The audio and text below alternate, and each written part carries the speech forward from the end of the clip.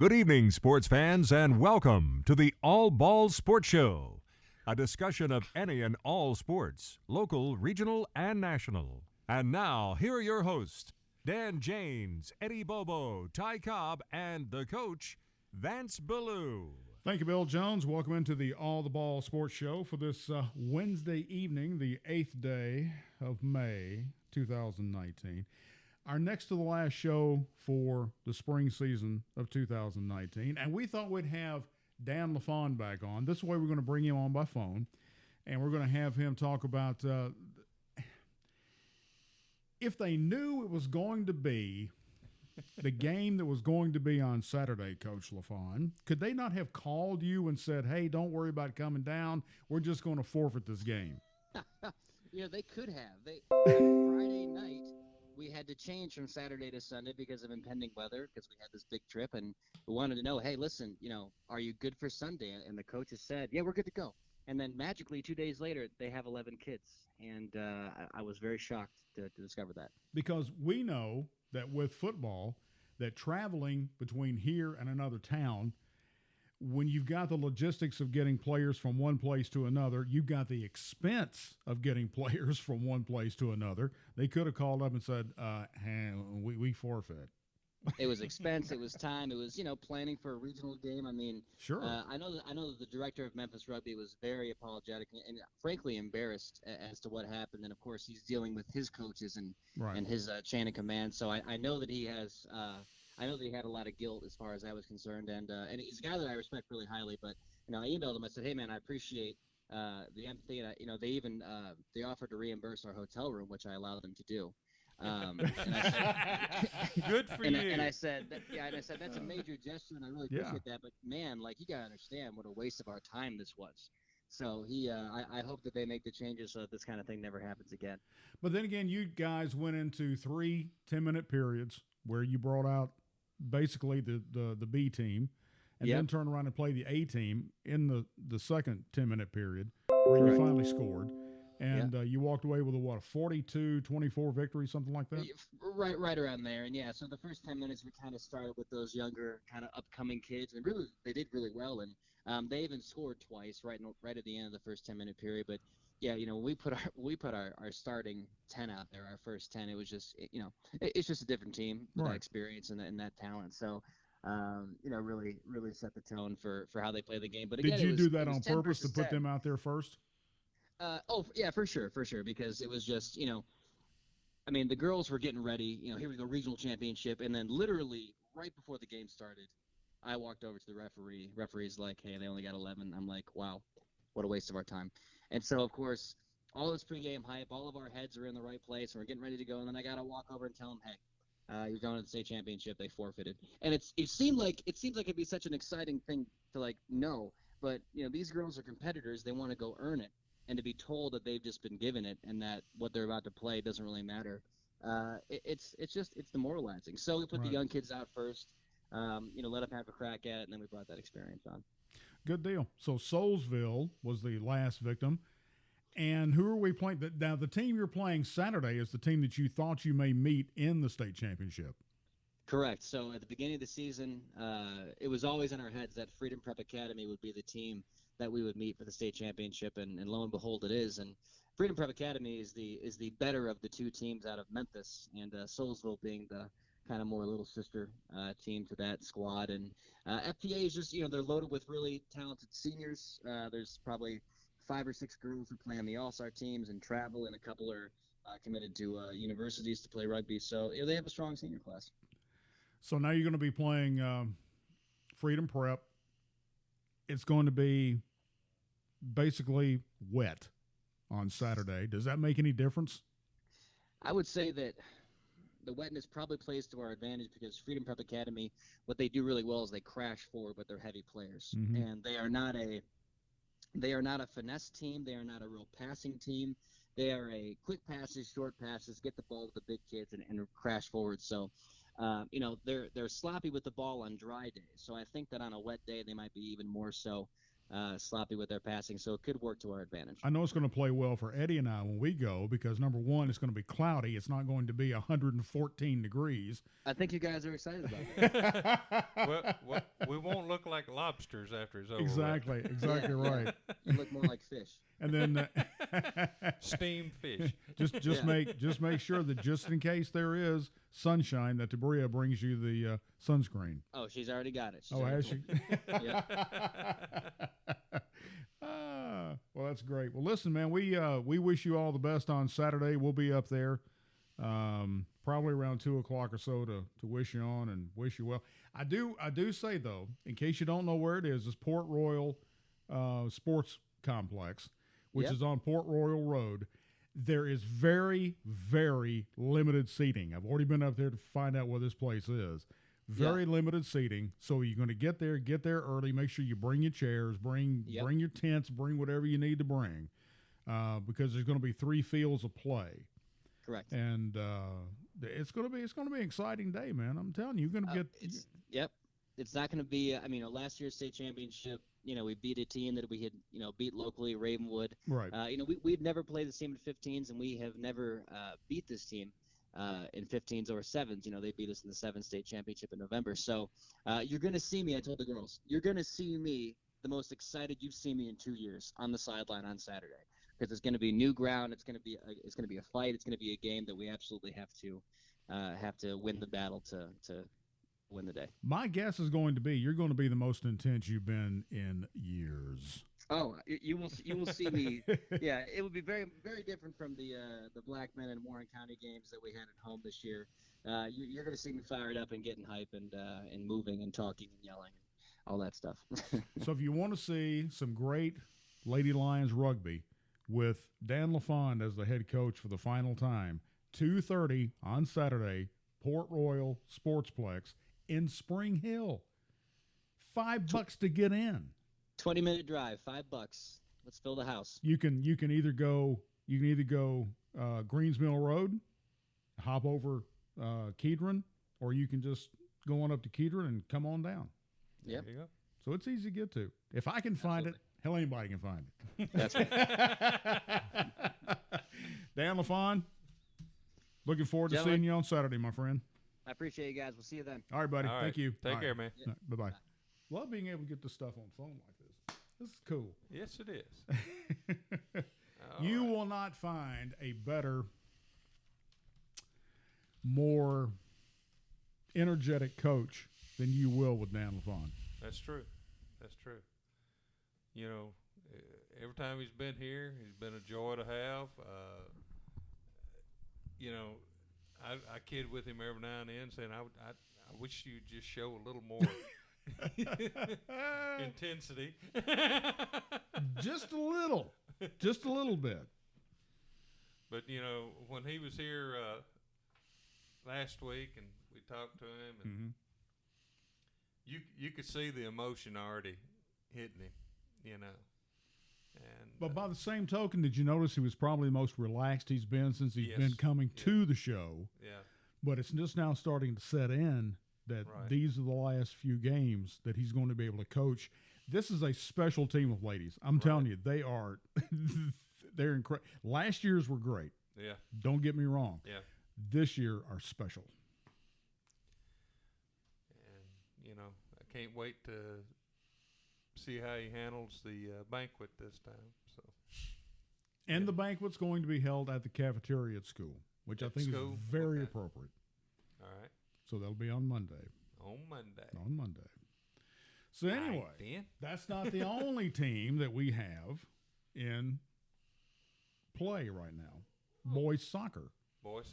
Greg Sidlowski. Thank you.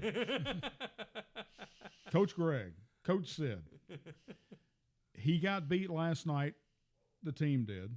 They got beat in double overtime. Uh-huh. Said that it was kind of funny because they had put the goalie on his head. He had to stand on his head basically to ward off the impending doom of the Columbia Lions. They will play Blackman or Siegel on Tuesday night, and they will be on the road unless they win the region championship. from now on out. So if they win the region, then they get to come back home. Okay. So that's what's going on with Lions soccer. Columbia Central Lion, Greg Sidlowski's Columbia Lions boys soccer team. Yeah, my son got to play in two state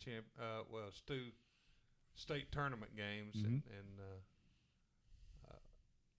2 different years. His freshman year, and then his junior year, they made it to the state. And of course, his freshman year, he never saw the field, but on the state level. But and they got put out by Lenore City that year, and I never understood why the coach just didn't go ahead and because the score differential was such that time-wise wasn't going to make any difference. Time-wise, there was no way to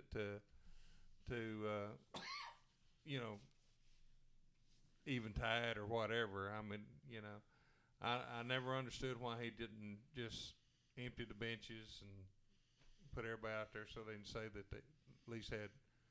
At least they played in the state tournament. Right, played in the state tournament. Yeah. But he didn't. I mean, then junior year they were state runner-ups. Memphis Ridgeway put them out. They won the championship. Ridgeway did, and beating us 1-0. And a gigantic defensive battle. Well, it was, and the thing about it, I even have a copy of that game, and the goal they scored. The player was clearly offsides, but it wasn't called, and so that's how he got the advantage to work our goalie like he did, but anyway, it is what it is. Hoping to see some great rugby on Saturday. Yes. That'll be fun. $5 to get $5. Hey, cheapest form of entertainment you'll have on Saturday. I'm going to be there to support the girls, but main reason I'm going to be there is for Coach Dan. Oh yeah. And because it's been a pleasure to work with him and all, and he's treated us well. Rarely do you find a person of that caliber who takes not only his teaching profession as serious as he takes it, but when he goes into the coaching mode, it's 100% right. ladies rugby, right. period, from someone who knew nothing about the game. When he decided he was going to do that, he says, football, you're behind me. Rugby, here I am, and I'm giving my all. And he did, And like he said, the first 3 years they learned, and struggled. Our first 3 years we learned and still struggling. Well, yeah, because that's one sport that if you've never been to a rugby match, you take everything you know about any other sport and chunk it out the window. Cause Honey hush, because it don't apply. No, it does not apply. No. But it's exciting to watch. And it amazes me how hard these girls hit one another. Yeah. On the field. And I still go back to what I said a couple of weeks ago. I'd say I'd like to suit up some of them in football jerseys and put them on our that team. too, but I sincerely believe there are teams in this mid-state that do not want to play the Columbia Lady Lions. No. For one thing, the depth that Columbia Lions has. Yeah. And, when he knows that his competition ain't as strong, it's always one team off, another team on. Yeah, I mean, but now if the competition, it's a wholesale changeover. Right, but if the competition is there, he'll substitute a few players here and there, and still keep his core group basically there, and until he gets the upper hand and things going his way, and then it's another wholesale change again. And for all the parents who have watched us from the press box call the best we can. Once it gets past 30 points for our side, we do not give the score after that. You're saying why? Because apparently there is decorum among the officials that because the other team is being beaten so badly, that you don't rub it in. Yeah. Well, you would get the halftime score. Exactly. And then the final score. Yeah. 101 to 19. Yeah. I was proud to do that. Man, I tell you what, when we had 99 on the board and we was waiting on the conversion kick, and Dan says, "What are you going to do?" I said, "I'm going to push +2 and see what it does." So I hit +2 and it goes 1. Yeah. At least it didn't go. Yeah. At least the scoreboard didn't blow out. That's true. First time that amount of scores been put on that board. Yep. Ever. Well, the time before that was last year when he put 70-something points on there. 72, I guess it was. 72 or 77. Or 75, something. Somewhere, I can't remember. Oh, that was the score that I was not going to give. So. Yeah. Well, that was the one we got fussed at. Yeah. Riverwalk Park now has an outdoor fitness zone. Have you been over to see that? No, I haven't. Okay, it's on Carter Street, right next to Riverside School. Okay. The entrance to Riverwalk Park on that side. Okay. Grand opening has been moved because of the rain date. A grand opening and ribbon cutting ceremony on Thursday, June 13th, starting at 4:30, 102 Riverside Drive here in Columbia. Equipment provided in a joint partnership with the Columbia Breakfast Rotary Club, who are also the ones who put the splash pad out there, too, at Riverwalk. Okay. So this is equipment that if you drive by it, I guarantee you, unless you got a torch and you ain't going to steal it. No, you might as well just forget about that. It ain't going to happen. So just torch and a wrecker. Just put that out of your mind and don't even plan to take it home. So that's going to be on Thursday, June 13th, starting at 4:30, ribbon cutting. Also, congratulations to number 1, to Bruno Reagan for being chosen by the Kansas City Chiefs last Saturday. Right. And also to his daughter. I have not got a text back from... You mean Mac's daughter? Mac's daughter. I'm sorry. Mac's daughter, Gabby, who has signed with some college to play, I believe, volleyball. Yeah. Because she's very, very good at volleyball. Yeah. So that Reagan family, they kind of talented. Yeah. Glad they took after their mother. Yeah. Little dig there, man. Yeah, I know. I know. We love you, man. You know that. But, congratulations to Bruno. Did not get chosen in the regular draft, but signed as a free agent after the draft. So that's going to Kansas City Chefs. The Great Chefs. Googa Mooga. Eat a Snickers and you're going to be there a while. When you don't eat a Snickers. But anyway, Jackson Harris, former Columbia Lion, also is in a mini camp this week with the Atlanta Falcons. So congratulations to Jackson. Yeah. And I guess that's all the local stuff I've got. Otherwise, we'll go to national stuff here in a minute. Anything you guys got? Anything you went? Anything happening at Walmart? I mean, well, he did run into me and my cousin in Kroger at the same time. Oh, okay. He said, "One too many Bobos." My cousin told me, "You can't ever have too many Bobos." That's true. I don't care what anybody says. So, yeah, his cousin's an outstanding young man. Well, he's done well. The grocery manager. He has done well at 507, and he's done. Well, now you have to explain what 507 is. That's store Campbell Plaza, Kroger. Okay, so we don't know that. Well, you should. It's like a secret code. No. All stores have a store number. Ah, okay. Yeah. All right. Yeah. And most companies start at 100. Really? Mm-hmm. So when they're just starting out, when they're before they're a franchise, they're numbering their stores, they start okay. around 100 usually. So like 100. One is 101 or 100. It's the number one store. But anyway, so you can take 100 off. You're saying you can take 100 off of what the Yeah. the 509 and 507. oh, excuse me, 507. So No, actually, they're 407. They might be 409. Who knows? They need a little cleaning. But no, since Tyler, which I never did know, I've known him for years. And I had no idea what his Last name was. name was, other than Bobo. And but he came back as the grocery manager and has just done an outstanding job. Good deal. And fine young man. Yep, you got a beautiful daughter too. Now, let's let everybody know you work for. I mean, you bring us cookies, you bring us crackers, you bring us a variety of things from time to time, and you work for Mondelez International. Mondelez International. which handles. Which is Nabisco's parent company. Oh, okay.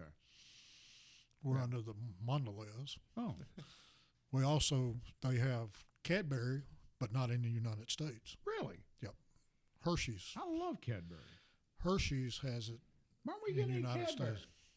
Well, because they don't handle it. We don't have it. Well, Here. Sucks. You got have it in find Eu- somebody. we You got to have find a Hershey's distributor. We have it worldwide, but we don't have it here. Oh, Well, okay. that's just All right. like several years ago. Well, it was Zeneca and then whatever else. Yeah. But when they had Daddy retired had- from 6 different plants Right. down there. But anyway, their herbicide was called Touchdown. Mm-hmm. The formula in it and the formula for Roundup, basically the same thing. Now, Monsanto and the parent company that has Roundup, they had the U.S. patent. But the Mount Pleasant plant down there, they had the international patent. So they're everywhere but the United States. Well, you go back. I'm so confused. If you Don't strain yourself, Dad. Well, if you really want to get confused, when all the buying up started, Mm-hmm. you can remember when Philip Morris, which was Marlboro, bought Nabisco. Yes. And that was a huge undertaking. And That's what made Ned Loffmiller so rich. and it started all, that's where all these takeovers and Did the this and Keebler that. elves have anything to do with all this? No, the Keebler elves have been trying to survive, and at this point, all the cookies have been sold that Kellogg's owns Keebler. They bought it in 2001. No, they own Frosted Flakes. They got Got the rooster on. they got Ernie the elf. But Cornflakes about 2 months ago, was their original. there came out a story Yeah. that Ernie the elf and the elves have been evicted from the Hollow Tree. Oh No. Yes. that can't happen. No. Yes, No. they are in the process of selling all the cookie. Wait a minute. They've got Did Trump have them deported? no, they've got the Keebler. They've got the Keebler cookies. They own Murray cookies. They own a couple other cookie companies that they had bought during the years. Well, they're selling off all of their cookies Mm-hmm. and fruit snack business. So, Really? and it's a done deal. Hey, all this is changing. My heart hurts. My childhood has been destroyed. Our business is changing. Everything changing, that I have changing. ever held dear has just been destroyed. Keebler elves, Ernie the elf, the family of elves. It's all Wall Street's fault. And Well, you know making what Wall money- Street can do as far as I'm concerned. making money for investors. I got it. All right. Now, here's another. I ain't gonna go there. Yeah, no, let's just drop that. Matter of fact, we may start a new show as far as doing. We may start a yeah. He's our pizza guy tonight too, so we may start a new show to where we can vent our frustrations. Oh God, would that go longer than an hour? Then? It's quite possible we could do that. But here's the question I pose, and Chip, you can hear me from in there. So when you come back, you'll be able to join the conversation. Is NASCAR dying? Yes. Because when I saw the last race that usually has a packed Bristol house, Oh, it was pitiful. 1/3 Was all only of it? had. That's all you had with Right. crowd. Right. Was 1/3 of Bristol of all places. Yep. What has, in your opinion, both of you guys' opinion, caused the downfall of NASCAR? They took redneck out of it. They turned away from their fan They base. turned away from the base that made NASCAR. And they you know, some of the safety aspects that they done, you know, I'm all for safety. Don't get me wrong. But to me, NASCAR, it looks like they were heading more along the lines of what the Indy cars did. Mm-hmm. You know, in Indy, you can't block anybody, which I thought that was part of racing. You know, if you control, Obviously, you can't do that in horse racing either. no, I mean, my thing is that horse was out front. We will get you to know, that. but anyway, We will get to that. but yeah, and there's none of the rivalries like there used to be in The the Donnie sport. Allisons. The Allisons, the Earnhardts, and you know, They took the personality out of The it Stewarts. for marketing, All right, let me ask you this. marketing purposes. Is it the fact there is no Big Bill France in this sport anymore? well, That his son actually took it in a different direction? No. His son was successful. Are you talking about Bill France Jr.? Yes. Okay, not what senior. well, no, but Right. but Big Bill Jr. was also known as Big Bill at that time. But what I'm saying is his son, who kind of reminds me of the guy that took over Service Merchandise when his parents gave it up. yeah, You know, and just I mean, he took a perfectly good company, and bought- flushed it right down the toilet. bought the 56 lumber company or whatever it was, and just flew the thing into the ground.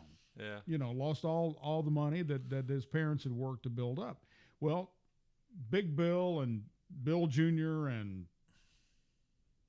they worked very hard building Daytona and building Talladega and building all those for the mass audience. right. And you would bring your coolers, and you would bring your fried chicken, and you would bring your campers, and you'd bring your tents or whatever, and camp out in the it was a infield. big deal. You know, Chip and I went to several of the events. Yeah. And you know, It's just it's different now. they went with marketing. They got to New York, and they took, like Eddie said, they took the redneck out of it. Well, and And plus that- too, and that is they made it so expensive for anybody to want to sponsor anything. You have very few teams that are a single sponsor. Yeah. You know, because it's just It's too expensive. right. Unless And unless you got a vault full of gold, you can't afford to sponsor one of the teams. well, I mean, you look just like Jimmy Johnson and how successful they've been, Right. and they lost And loads. lost lows, right. And I mean, it's Right. just Well, the thing, you know, but and- it and- wasn't a good investment. And DuPont sponsored Jeff Gordon all those years. Now they're a co-sponsor on the car, but they're not. I You know, don't remember even seeing them now. well, like I said, one race you might see DuPont on the nose, and then it might be on the rear the next race. You know, it's weird. I don't know how they're doing all that stuff now, but And then they keep changing the rules. right. Well, So, you've you know. divided your race into 3 segments. Yeah. I don't understand that. I don't understand it either. It's almost like redo. Yeah. You know, we do the Yeah, first reboot. 20. Yeah, we do the first 50 But I mean, laps. what good is it? I mean, you know, I don't know. You know- if you got somebody that's dominating that first half, Mm-hmm. and then they throw away all the points basically, and then they say, well, the top 10 in points are in this thing for the race for the cup, Right. you know, and I'm going, that's not fair. I mean, you know, that's just like in the Major League Baseball All-Stars when they have the home run derby contest. One year, I guess it was probably the last year McGuire was in it. On the semifinal round, he hit I don't know how many home runs. Oh, yeah. It was a humongous number. Now, he was juiced up, though. Yeah, but then got into the final round, Mm-hmm. and the other guy hit one more than he did, and won the title. But if you look at the total number of home runs that Oh, yeah. Yeah. McGuire hit, this guy wouldn't even have been nowhere. Yeah. So, All right, let me ask you this. Has NASCAR suffered since 2001 when Earnhardt died? it started going down at that point. I mean, it still had a strong base, you know, and the ones who were for Dale Sr. kind of got behind Dale Jr. at that point. And some of them got behind Harvick. They stayed Yeah, with Richard yeah, Childress. they, you know, but vast majority of them went with Dale Jr. Mm-hmm. And then when Dale Jr. wasn't doing as well as what his dad did. I mean, he won some races. I give him credit, but you know, the fan support started falling off again. So, and then you had that group of people just said, well, since Dale's gone, I have no reason to go, and you know, people just. I mean, quit going. they were diehard number 3 Oh yeah, fans. yeah. Oh man, You didn't speak I've ill. seen people fighting Oh, the yeah, stands, yeah. you know, and Chip got beat to death up in Bristol by a 300-pound woman, a drunk woman. That every time Dale Earnhardt come by, she was beating on Chip's leg. And Luckily, she had to go to the bathroom a lot of yeah, times. she had to go to the bathroom a lot, which was a saving grace for Chip. And I assume it was her husband. It was you know, Jack Spratt and, you know, Yeah, you yeah. know, type thing. So he looked at Chip and said, man, I'm sorry. She knows that to me, too. Ah. But I did not realize until I saw a documentary that that Teresa Earnhardt was hated Oh, yeah. in NASCAR. Yeah. I mean, hated. And that the rift between her and Dale Jr. was as bad as it was. Yeah. It was intense. Even for the funeral service and all of that, there was Really? such a big I rift. didn't see that part of it. Well, Dale Jr. wanted it to be more open, you know, and she didn't. So, you know, her being the widow, she ruled the roost on that deal. So, you know, and But the big rift came when he left, Dale Jr. left, Dale Earnhardt Incorporated, and went over to Hendricks Motorsports. And it wasn't pretty. no, No. no. But you don't really have, and I think you guys are right, you really don't have any, Good old boy. And well, not necessarily good old boy, but you don't have anybody you can hate. No, I mean, not really. Not really. I mean, Dale was the one that everybody loved to hate. You either loved him or you hated him. Yeah, there was no in between. There was no in between. Well, they're No. trying. They've tried to pull Kyle Busch up. And Yeah, make but him he- the villain, but No. Oh, He we're gonna he's call not- we're gonna call him Rowdy. Oh, come on. My God, they did that in Days of Thunder Yeah. in '91. Rowdy Yates. he's just Howdy not a Yates. real villain. No. No. Even though he did destroy a perfully good Gibson guitar on stage at Oh, the yeah. Nashville After he was, Super after, Speedway. yeah. The Ooh. one of the last Busch races they ran up there. Yeah. Gibson did not like that. No, either. the Gibson did not. That was a handmade job, dude. You got that right. Yeah. And He pulled a Pete Townsend. but Pete Townsend of the Who on stage up there. But after, I guess after Dale died, I guess the rowdiest one after that was probably Tony Stewart. But he was the more aggressive of the Right. drivers that was out there. He had the old Earnhardt style, and But you've lost all the legends.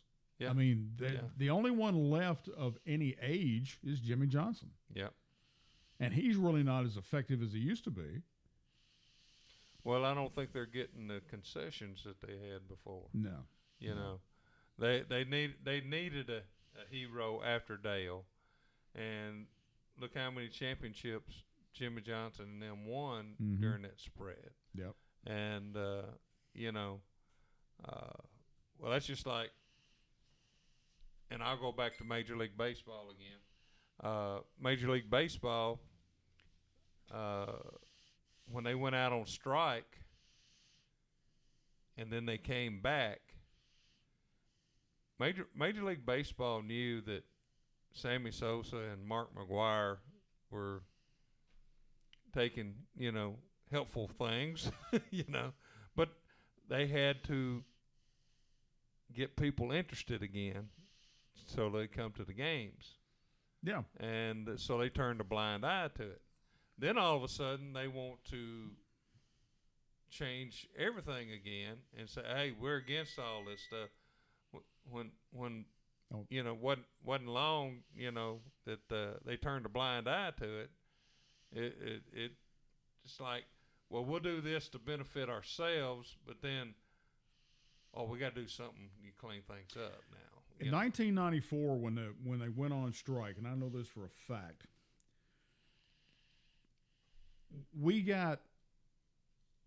This is back when I was working in radio. We got notification that they were going to go on strike because we were carrying the Atlanta Braves Right. at that time. We got notification they were going to go on strike, and that's all we got from the Yeah. Atlanta Braves baseball network. Right.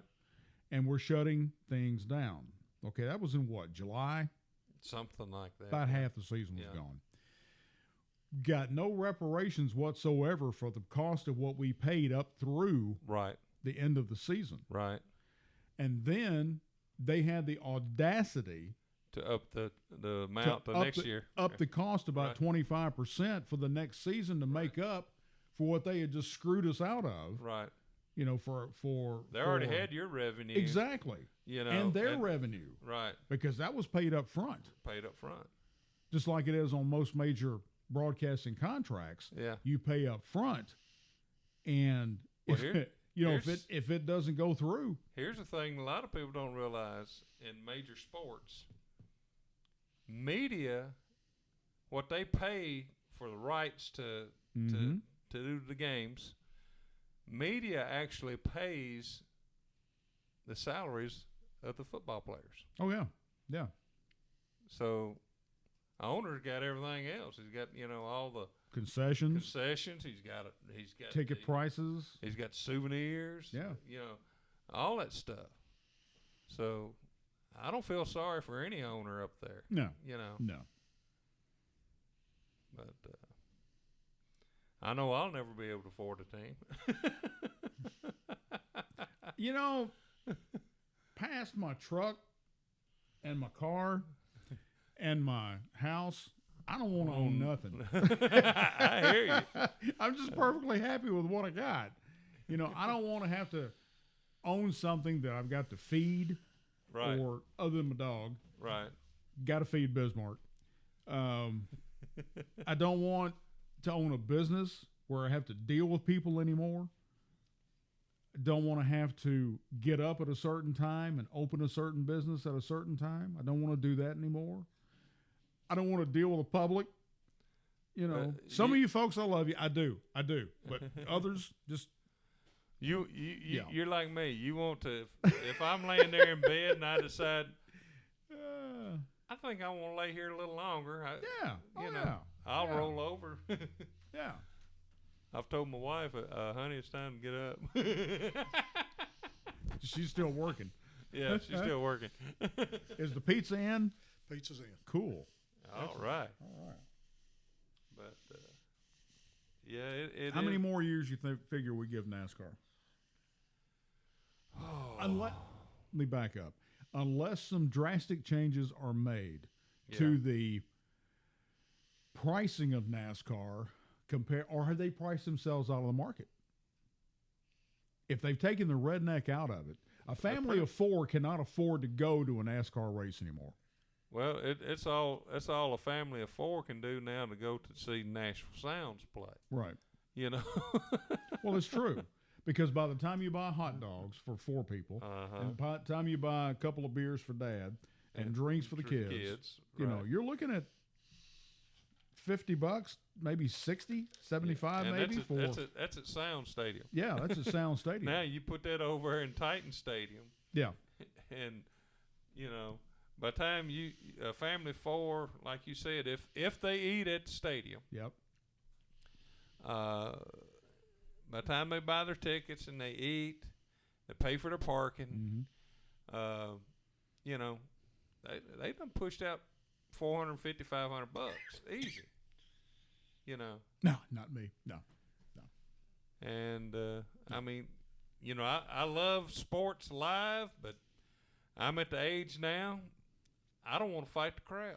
I love sports live on a big screen like this. And that guy just hit one out of the park, by the way, for the New York Yankees. All right. Well, no. Nope. Okay. It's a double off the wall. That's Seattle. Oh, it's against Seattle? Okay. Yeah, against the Yankees. Against the Yankees. All right. Anyway. But anyway, yeah, I enjoyed the fact that, you know,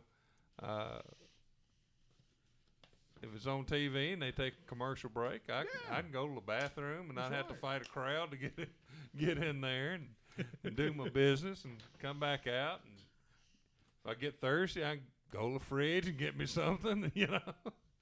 Get hungry, fix me something. Right here, the top 25 Power 5 coaches. Right here in my hot little hands. In your hot little hands. The top 20. Number 25, Nebraska, Scott Frost. Number 24, Gus Malzahn of Auburn. Number 23, Paul Christ of Wisconsin. Sorry, I just had to do that. Kirk Ferenz of Iowa at number 22. Number 21, David Cutcliffe of Duke. Yeah. Would he have come back to Tennessee at some point, do you think, under certain circumstances? I don't know. You know. Or did he get burned pretty bad when they let Philip Fulmer go? Well, he was gone. He was already gone already. Gone. Yeah. He was part of the But demise. do you think that because Philip left in the manner in which he left, No. that David Cutcliffe would not come back because of that? I think. Well, I think they were. In actuality, I think there was a certain group of people that wanted him to go after him. Really? You know, to bring him back as a head coach. But and he turned them down because you know. And you got to remember, Cutcliffe was an Alabama grad. Yeah. Right. He wasn't. So it's not this orange ran deep. No. But he did love the University of Tennessee. Mm-hmm. Right. He's loved everywhere he's been. Yeah. You know. Number 20, Washington State. Washington State. Mike Leach. Mike Leach. Yep, he's at number 20, boys and girls. Number Wouldn't 19. mind seeing him come back to UT. Number 19, Iowa State, Matt Campbell. Kyle Whittingham, number 18 at Utah. Utah. Tom Herman, number 17, Texas. Number 16, Pat Fitzgerald at Northwestern. Oh, Jason Holt's going to hate this. At number 15, Jim Harbaugh at Michigan. Michigan. Number 14, UCLA, will be Chip Kelly. Mark D'Antonio, Michigan State, at number 13. Would that be like a bad omen to be number 13 on this list? No, because you beat 12 other That's people. true. You beat Michigan. It's the only time that Michigan State beat Michigan. Anyway, number 12, Mike Gundy at Oklahoma State. Number 11, James Franklin at Penn State. He's done well. He's done very well. He did very well at Vanderbilt. He sure did. Kirby Smart. Oh, back up. Where am I at? Where have Number 12. Yes, I am. Okay. All right. Hang on. Number 11, James Franklin, Penn State. Number 10, Dan Mullen at Florida. David Shaw, number 9 at Stanford. Gary Patterson at TCU. Brian Kelly at Notre Dame. Kirby Smart, number 6 at Georgia. Number 5, are there any bets on who's going to be number 1? Never mind. Number 5, Jimbo Fisher at Texas A&M. Number 4, Lincoln Riley at Oklahoma. Oklahoma. Anyway, Chris Peterson at Washington. At number 3. At number 3. Number 2, Dabo Sweeney at Clemson. Number 1, at Alabama, Nick Saban. So there you go, your top 25 coaches. Did you hear what Funbaum said? Do you pay attention to anything what that guy says? That he's been wrong about so much. Clemson has passed Alabama as the premier program. And I don't disagree with that. And it's because Dabo Sweeney making it fun to be there. He's not talking about competition. It's just worry about what's in house. The total program. What's involved when you're involved in the total program. But where he does that though, he makes it the total program. It seems to me that if you go to Alabama, it's a job. It's not an adventure. And Dabo makes an adventure to go to Clemson, and he makes it fun to play. Well, they've got where Alabama, and I know you folks out there, I know you Alabama fans, I'm sorry to say this, it's like they're putting together a generation of robots. Well, am I wrong? no. And two, you got to remember that Clemson's usually only going to have a couple of teams in the ACC that really a threat to them. Texas A&M, Georgia, Florida. You start running down the list. There's several things that can. Well, the thing about it, SEC is one of those conferences that on any given Saturday, the worst team in there may luck up and beat the best team. It's happened a few times, but usually from top to bottom, it's. I've always said that. I said the SEC is the toughest. Well, there is.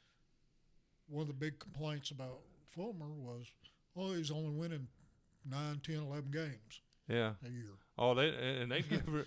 Well, I ain't gonna say what they could give, but out of 12. Where nine, would you? 9 out of 12. Yeah. Where Well, would you like to really let's see back them up. winning that many? Back at part of those times, they only played 11 games.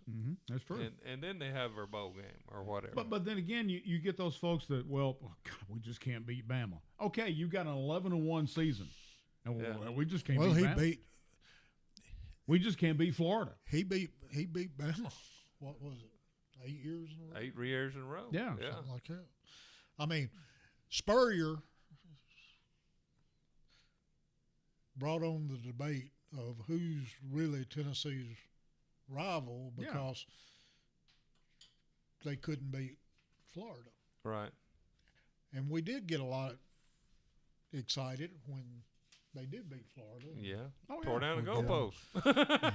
So, And it became and it small became pieces. Yeah. and it became, I mean, it really became fun. I mean, Spurrier made things fun. Yeah. I mean, realistically, Just his sideline annex just made it fun. the I whole love thing. seeing him when he throw that visor. Yeah. Yeah. I just loved it when he just any of the comments he would make. I mean, Well, you it was can't like- spell citrus without Bowl a with UT. that UT. All right, but it was not any different than when John Merritt was at TSU Oh yeah. and Boots Donnelly, and they had a constant rivalry Right. every time, every year, but they were the best of friends. Right. Right. And it was fun to watch both of them. Boots Donnelly used to just crack me up on his show. Yes, boys and girls, I was the producer For a of the little Boots fella, Donnelly show. he was He was. he's full of that and vinegar. But there was one picture that they had made together where they're both sitting on a concrete. It looks like maybe a concrete fence or something. I don't know whether it was a TSU or whether it was MTSU, but they're both sitting together, sitting beside each other, wearing sunglasses, and it's the greatest photograph of those two together. And I remember I'd love that. to see that. I would. It really was. And Yeah. it came, and I think it came out in the Tennessean at that time, back in the '70s. Yeah. But it had both of them together, and it was so funny to look at them sitting there Yeah. together with each other. One had the TSU shirt on, the other one had the MTSU shirt on. Well, and back in the day, Merritt had his cigars on the sideline and Yeah. everything. Oh yeah, yeah, exactly. Hey, guess what? John Daly's going to be doing this coming weekend for the 2019 PGA Championship. What that? Riding in a golf cart. Oh, really? Yeah, he's had problems with his knee. Okay, so they gave him concessions so he could ride in the cart. You'll see him propelled by a motorized vehicle as Daly has received approval from the PGA of America to use a cart to scoot around the massive three-time major host in New York. Daly, who won the 1991 PGA Championship and exempt for the rest of his playing career, has a bum knee, and Bethpage is no place for a bum knee. He said, "I hope I don't get a lot of grief from the fans." Oh yeah, you're going to get grief from the fans. Who the first player now? He was an amputee that had something, had an artificial leg or something, and he had to fight like Hades I know. to they finally granted him the chance to use a cart. John Daly will be on a cart. It's just good to have him in the field. He says I can walk up a hill. I just can't walk down one. Well, he can fall down and roll. He said what happened was he lost his meniscus in his knee. Had it taken Okay. out. And he says he can walk up the hill. He can't walk down. And he said, "I'm just screwed." So anyway, there you go. Well, he may have a tough time putting on an uneven green now. It could be if it's downhill. If it's a downhill lie, he'd be in trouble. It's just fun to watch. Yeah. I got it. One thing I was going to bring up. We're going to talk about the Kentucky Derby. Oh, yeah. In NASCAR, rubbing is racing, blocking is allowed, but apparently not in horse racing. I don't think that to be honest with you, my view on that deal was, I don't believe the jockey actually knew that other horse was as close as it was when he made his move to the inside. They don't have rear view mirrors. No, they don't. Now, he knew his and horse. he's focusing. He's focusing ahead, Yeah. and he might do a little side-to-side glance, but he's not going to sit there and turn around and see where somebody else is. That's right. I call BS on the whole thing myself, but The rule is they're supposed to hold their line. But the funny so I thing don't- was, the guy who won $147,000 on a 65 to 1 odds, right. he's extremely excited. Oh, yeah, And if I'd have done the same thing, I'd have been excited too. Yeah. But, it's clear that the best horse got robbed. And that horse, The one that was declared winner is not going to run in the Preakness. no, Country House will miss the May 19th Preakness Stakes at Pimlico because he's developed What does he develop? a cough, and he seems to be harboring a virus. Okay. I'm just saying. Excuses. The favorite horse had a breathing problem and was pulled the day before, or a couple of days before the Derby. So He's off the training list and will miss the Preakness, Mott said, the son of the Looking at Lucky, who is still stable at Churchill Downs. So there will be no Triple Crown winner this year again. No, he was coughing this morning, so we had blood work done and got right on it. It looks like he's harboring a virus, though he's eating and there is no fever. But it's an hour-by-hour thing. Based on the blood work results, Mott said he has started the colt on antibiotics. Oh, I'm sorry. I only watch Churchill Down for the hats. Yeah, and oh God, I can't even call her name now. Little girl wore mama's hat in her honor, Yeah. I can't even, the one that died, and but anyway, I can't even call her name now. Don't matter. And end out our show.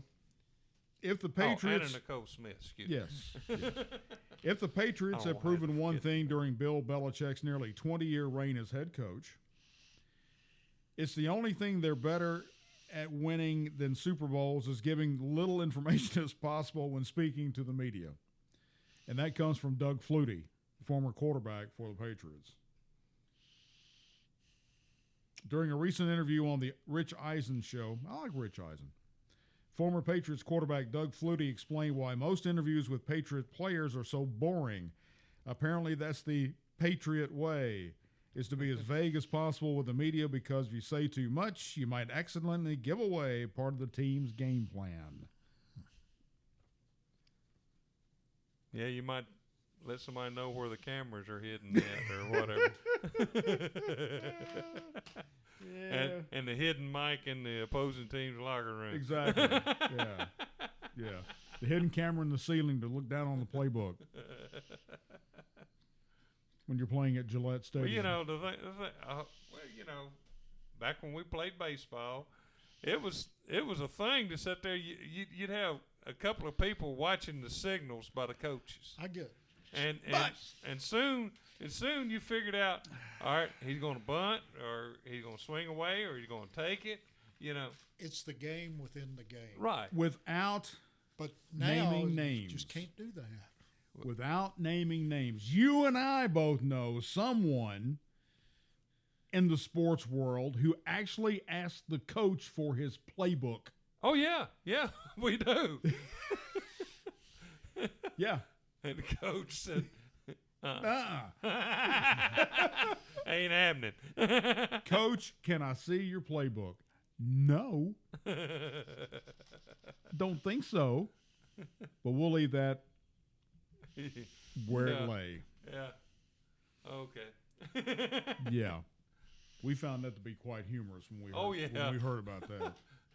But I don't. You were driving when you told me about it. Yeah, I was. And I don't know how Yeah. you managed to keep it in the lane because I was over there about to laugh my head off. Yeah. And I said, "Are you kidding me?" No. Well, but you know who told me that? Yeah. This man sitting right here. Yeah. And as Forrest Gump would say, that's all I'm going to say about that. Guys, it's been a fun show. Yes, it has. Congratulations to Dan LaFond. They're going for their championship on Saturday, 2:30, going against the team out of Memphis. And go $5. Go spend $5. Watch these Lady Lions play. Wear your purple. Support your team. I tell you what, it'd be money well spent. Oh, absolutely. Be the best $5 you'll spend all day Saturday. I might even buy your ticket to go. I can afford my own. I know that. So for Eddie Bobo and for Chet Matlock, I'm Dan James for the All the Ball Sports Show. Have a nice evening, everybody.